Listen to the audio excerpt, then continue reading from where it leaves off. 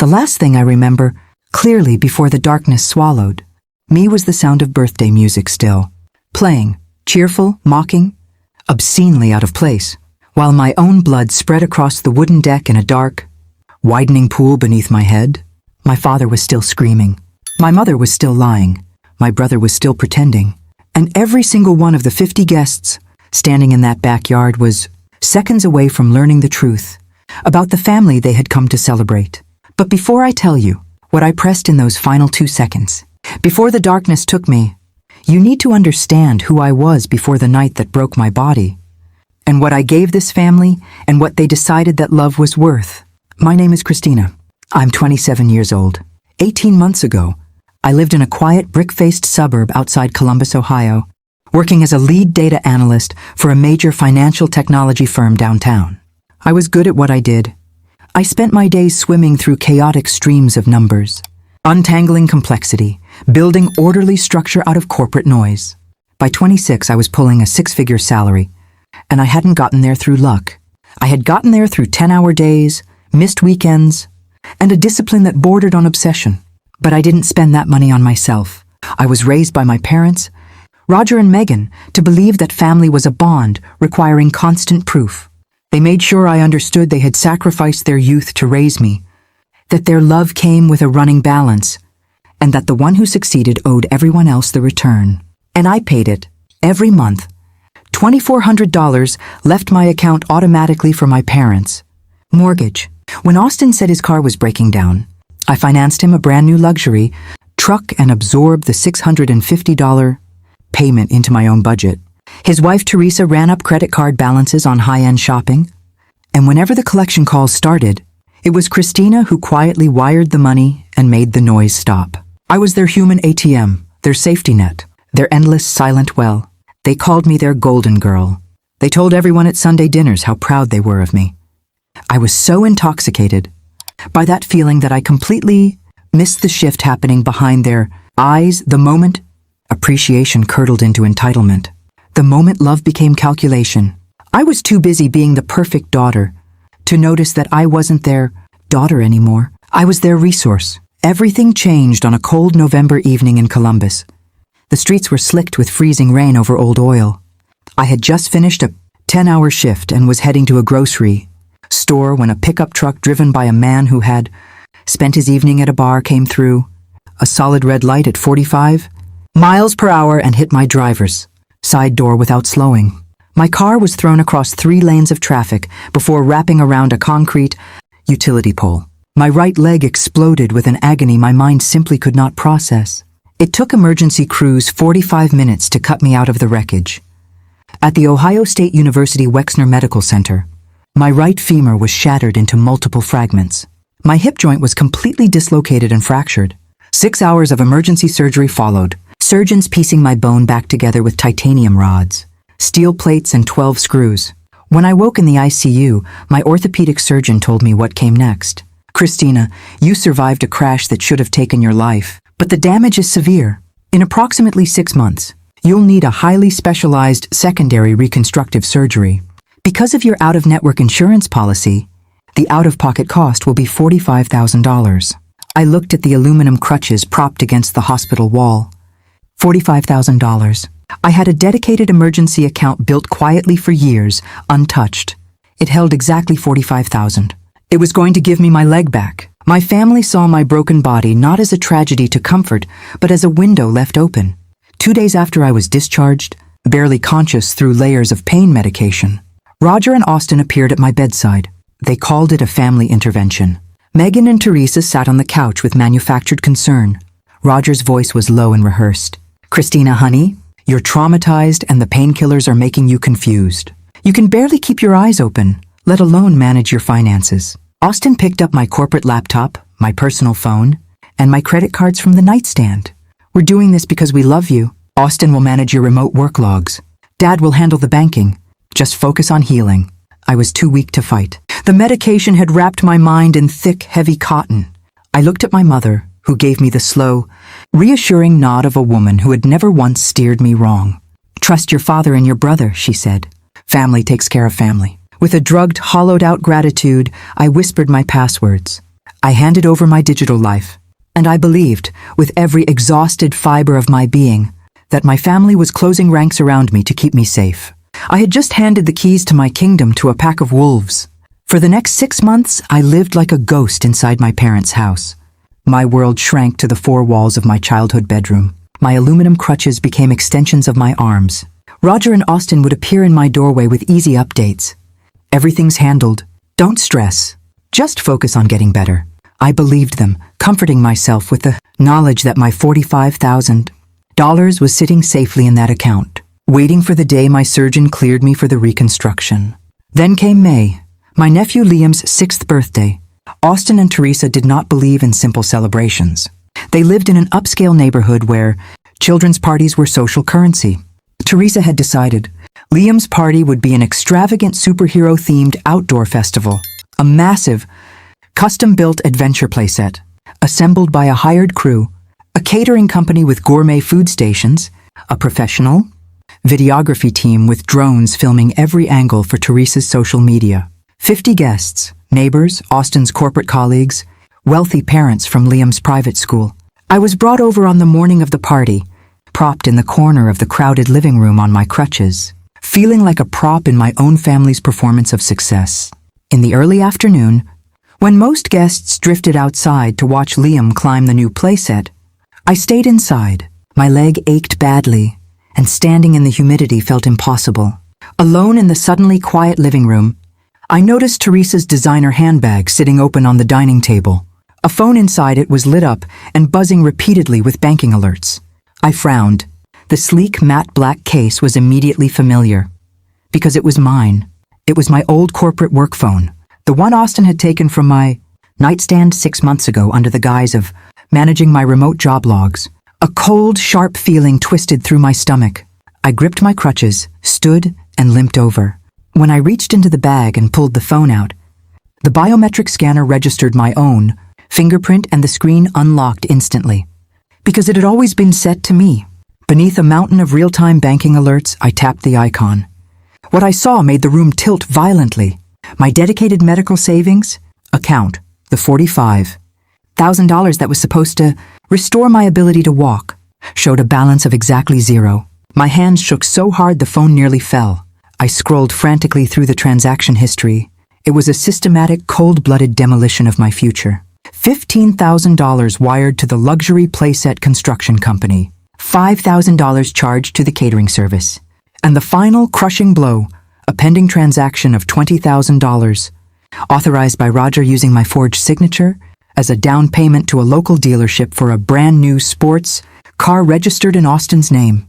They had taken the money meant to restore my leg, money earned through years of 10-hour days, and spent it on a birthday party and a car. They had watched me suffer on those crutches for 6 months, smiled at me through my bedroom doorway, told me not to worry. And all along they had known. The tears that usually came easily didn't come this time. What descended instead was something colder and far more dangerous, a terrifying, crystalline stillness. The girl who had craved their approval her entire life, who had emptied her pockets again and again, just to hear them say they were proud of her. She died in that dining room, quietly, without ceremony. Something else took her place. I looked through the glass patio doors, at the sun-drenched backyard, my mother adjusting her expensive linen dress, laughing, Austin leaning against his shiny new truck, wearing the smug satisfaction of a man who has never been held accountable. These were the people who had held my hand in the hospital, who had said family takes care of family. It had all been theater, every soft word, every reassuring nod, while they picked my life apart. They thought my physical limitation made me powerless. They thought that because my body was broken, my mind was too. They were wrong. I slipped the phone into my cardigan pocket, activating what I had prepared before stepping outside, wrapped my fingers around my crutches, and pushed through the doors. The birthday music was blasting, some cheerful pop song obscenely out of place against the rage in my chest. The 50 guests were gathered around a grand 3-tiered superhero cake. Austin had his arm around Teresa. Megan was clapping. Liam stood at the head of the table, plastic knife in hand. I pushed through the crowd until I was standing directly across the table from my brother. The music played on. The crowd went quiet, a confused, Uneasy stillness as people registered. The pale figure on crutches who had appeared. At the center of the celebration. "Austin," I said. My voice was calm and sharp and carried across that yard like a blade through silk. "I need my company laptop and my credit cards." "Right now." Austin's smile froze.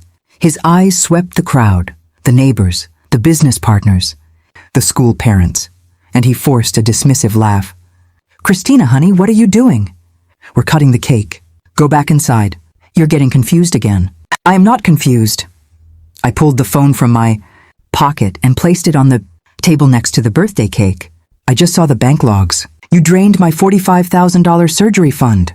$15,000 on this playset, $5,000 on the food, $20,000 down on a sports car, using my forged signature." I looked him in the eye and said it loud enough for every person in that yard to hear. "You stole my ability to walk again, Austin." The collective gasp that moved through 50 people was the sound of a reality cracking open. Megan stepped forward, her face cycling through panic and rage before settling on something vicious. "Christina, shut your mouth right now. How dare you make up disgusting lies in front of our guests? You are mentally unstable from those painkillers.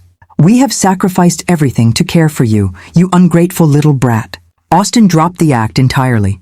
He leaned across the table until his face was inches from mine and hissed, low and ugly, "You don't own a damn thing anymore. You're useless. You can't even stand without our permission. Get out of my yard." I didn't flinch. My voice was cold, measured, and perfectly audible to every guest on that lawn. "I have already downloaded the forensic bank logs. If my laptop, my phone, and my credit cards are not in my hands in the next 3 seconds, I am calling the Columbus Police Department and having every single one of you arrested for grand theft, identity fraud, and embezzlement." The word police in front of his business partners lit the fuse in my father.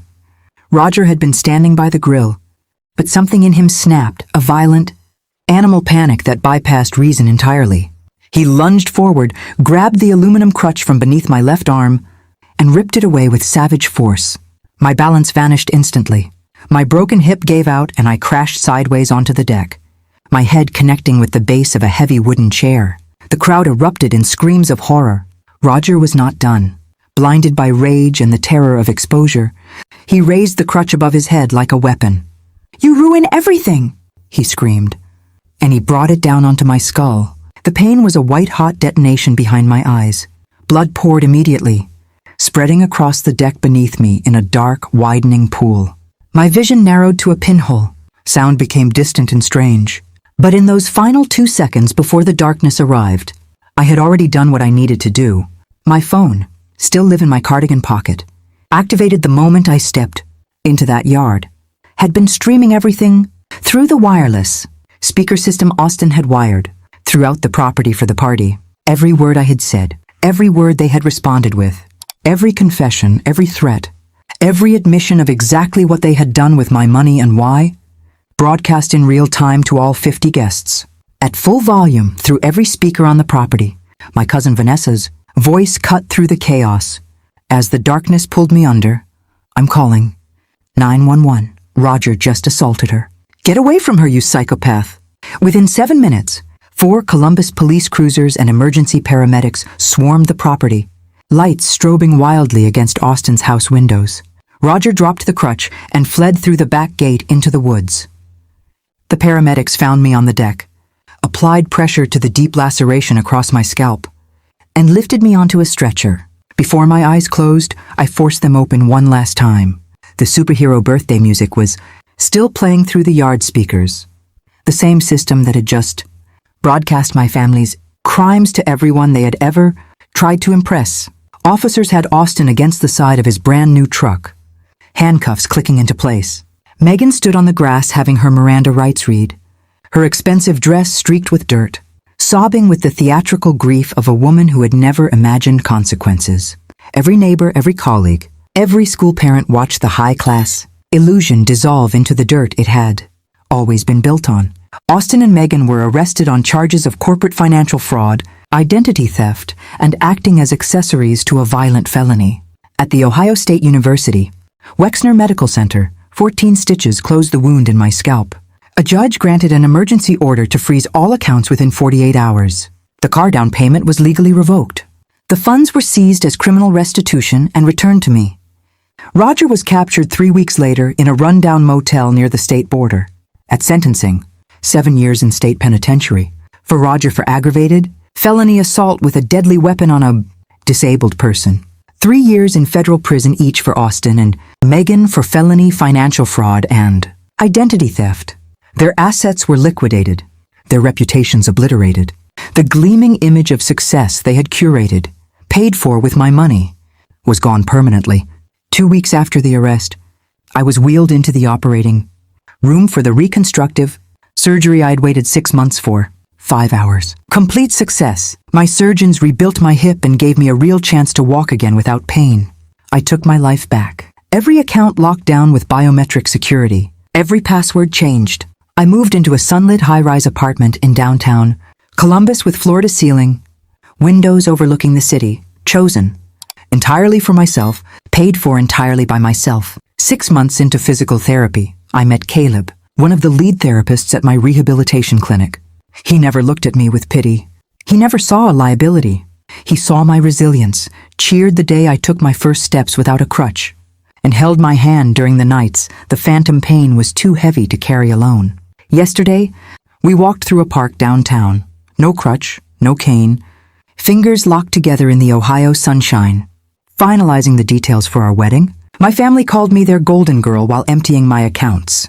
They believed my kindness was a weakness they could exploit indefinitely. They believed the person who keeps a family standing will simply keep standing. No matter what, they were wrong about all of it. I am walking on my own 2 feet today, completely free, and I built that myself. You cannot bleed yourself dry trying to fill people who will never, ever be full. Know your worth. Protect it. And never, not once, not for anyone, apologize for refusing to disappear.